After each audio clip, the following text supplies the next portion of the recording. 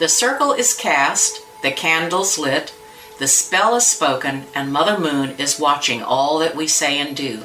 For the next short passage of time, you are in an enchanted place called the Wytching Hour. Hi, my name is Elle, and welcome to the Wytching Hour. This is our first podcast for 2017, so naturally the subject is politics, pagan religions, and the 2016 election. I am normally joined by my blissfully retired husband William, but he's cleaning the yards with David Harden, the newly minted high priest for my coven stead. I have retired and have more time for this, and David is having the time of his life with the Covenstead crew. He and William will also be joining me on other podcasts later. Tonight I'll be bringing you some very thoughtfully written blogs and articles written by two highly respected Patheos contributors whose opinions about the subject this evening really impressed us. And if you have opinions on the same subject matter, please leave your comments on our podcast site. Just follow the prompts. We have a lot of material to cover, so let's get started. Politics, Pagan Religions, and the 2016 Elections. This was written by diZerega, June 8, 2016.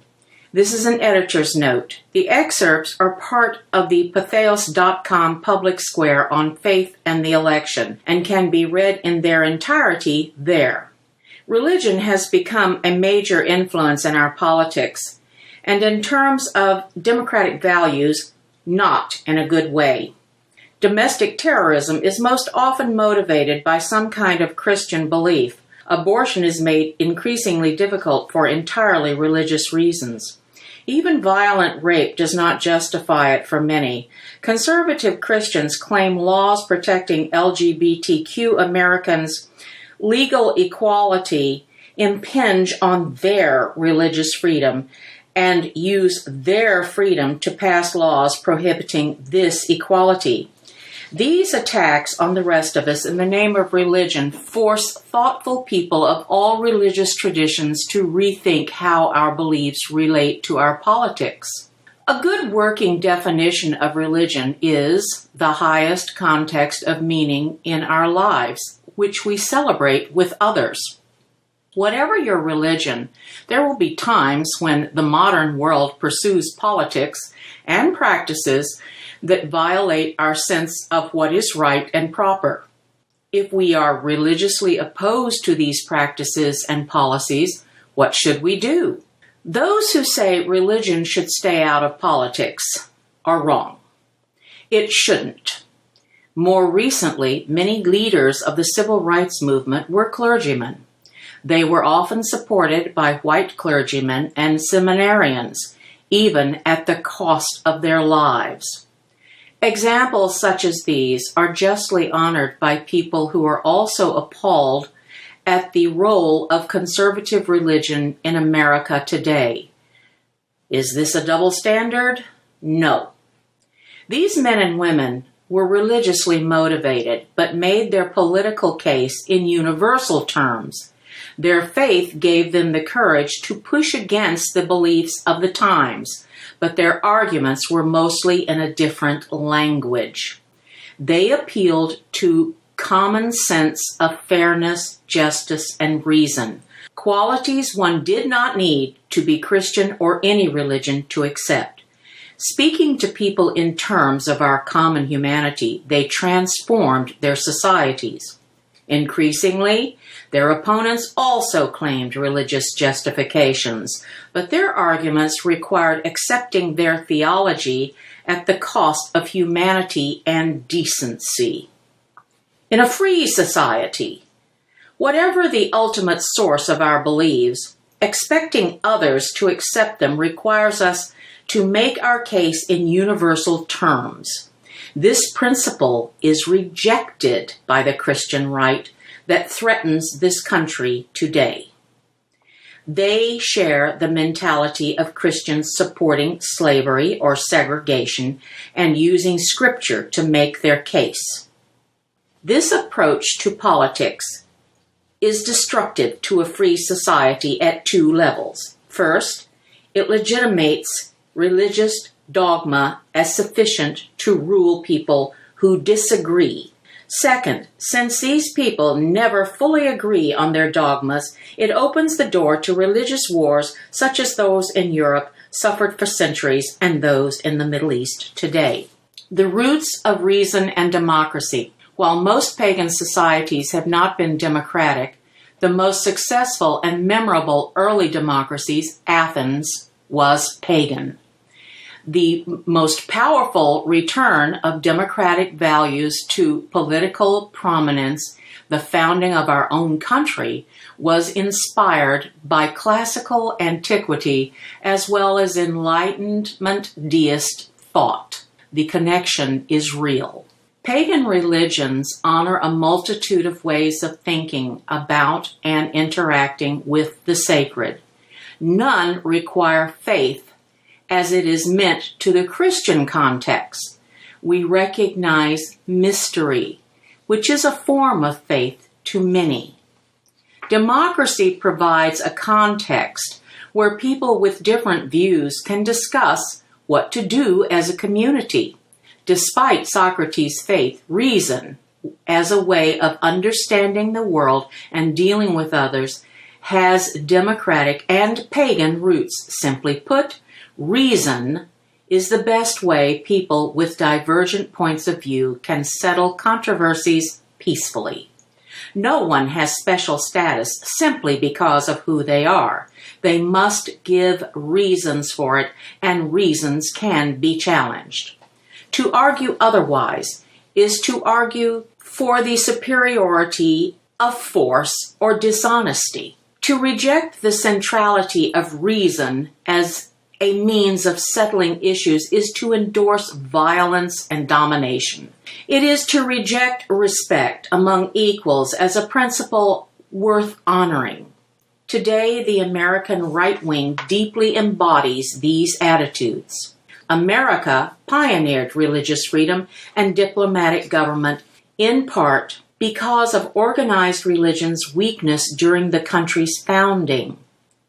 Today, deism has withered, and conservative Christianity has further degenerated toward embracing the irrational as a result of its many defeats when reason and scientists are respected. Knowing it will be defeated in honest debate, its adherents choose dishonest debate and simple assertions of power. It is not alone. Today, 200 dominant forces reject reason as a tool for attaining and keeping power. Corporate and oligarchic power are as dismissive of the requirements for political freedom as is conservative religion. Republicans have dispensed with reasoned argument. Their presidential candidate can be quoted on every side of many issues, and his only continuing theme is that we should all give him power to resolve our problems. Then trust him, promising to make America great again. This sounds all too familiar for comfort. Pagans should be deeply bothered by what is happening to our country. Our wisest approach is to support who we believe will do the least damage. Our choices can sometimes include someone to vote for who may support us at some level, but not nearly often enough. We need to reframe our thinking. How might pagan virtues regain some footing in modern America? The problem is deeper than simple apathy. Our problems are rooted in our corporate economy and the degeneration of American Christianity. We can hope that more democratic forces come to prevail in our two parties, but a change in rules that cement their power over us, regardless of how we think, are needed. Right now, popular choice voting is the best hope for revitalizing American democracy. The following was written by Jason Mankey. He's blog master for Raise the Horns at Patheos. It's an excerpt. Mr. Mankey writes, "Dear friends, If, like me, you are a liberal, a leftist, or even just a compassionate person in America, or if you are sometimes somewhere else in the world looking in at this country, I am sure that you must find the non-stop barrage of insults, threats, aggression, and intolerance issuing forth from the White House mentally exhausting and spiritually depleting, as I do. But the White House has created a retrograde path back toward the worst moments in American history, the ones that cause intelligent Americans to hang their heads in shame, the times when blacks were enslaved, segregated, and lynched, when Native peoples were exterminated and dispossessed, when Japanese Americans were interned in concentration camps, when artists and intellectuals were hounded for real or imagined communist sympathies, when the Vietnamese were demonized as gooks, when Iraqi prisoners of war were tormented and humiliated in violation of the Geneva Convention, when gays, lesbians, and other non-heterosexuals had to live in constant fear of harassment, humiliation, and beatings ranging from the frightening to the fatal. I fear that we are living in a time not unlike 1930s Germany, where the storm clouds are gathering and the stormtroopers are massing. We need sources of solace and comfort, reassuring and inspiration. Different people will seek out different points of refuge and recharging. For me, this means turning toward paganism. And to sum up, we return to another article written by diZerega. It's called a Pagan blog, and it's on Pythias, and this is an excerpt. Persuasion is the lifeblood of democratic politics, but sometimes the issues we face are severe enough that we feel called upon to act as pagans and in pagan ways to try to make the difference. Either persuasion is not an option or the time constraints are too demanding. But we can learn from a ritual working against Hitler's planned invasion of Great Britain. And this is a true story, and it is also featured in a story that a friend of mine wrote. And this is the way it goes. Many English witches did rituals to prevent a Nazi invasion. Whether they worked or not will, of course, never be known. What we do know is that what was done was in harmony with a pagan view of the world, and that it often works in a smaller scale, and that the invasion never happened, and that the change in Hitler's plans was unexpected by all involved on both sides. Whether it made a difference or not, this was religious involvement in politics on a grand scale indeed. Energy was raised, given additional strength by the voluntary sacrifice of some participants' lives, and a powerful "No, you will not come" was sent to Hitler. Philip Heselton's book, Wiccan Roots, gives many of the details. Note that the working was very concrete and specific. It was a binding, a powerful one. Some gave their lives to add energy. Nothing was abstract about it. It was not a ritual for world peace, desirable as that goal is. Second, there was a universal agreement about the concrete specifics of what was desired by all involved. A powerful unity of will was achieved, and because of the very simplicity of the issue, stop an invasion. Third, if it could be done, it had to be done from within a ritually specific consciousness, far removed from normal awareness, and certainly removed from analytic or complex political thought.